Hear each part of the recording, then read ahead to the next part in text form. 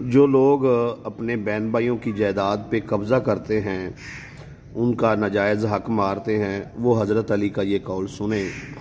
آپ نے فرمایا، امام علی علیہ السلام فرماتے ہیں کہ زمین اور 7 آسمان کی حکومت کے بدلے میں اگر مجھے یہ کہا جائے کہ ایک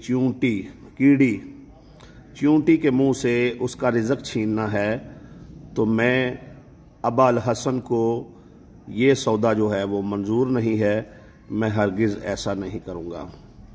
یعنی رہبر مومنین جو ہیں امیر المومنین علی ابن ابی طالب، وہ تو اتنا بڑا اقتدار اس کے بدلے بھی نہیں لے رہے کہ کیڑی کے منہ سے اس کا رزق چھینا جائے۔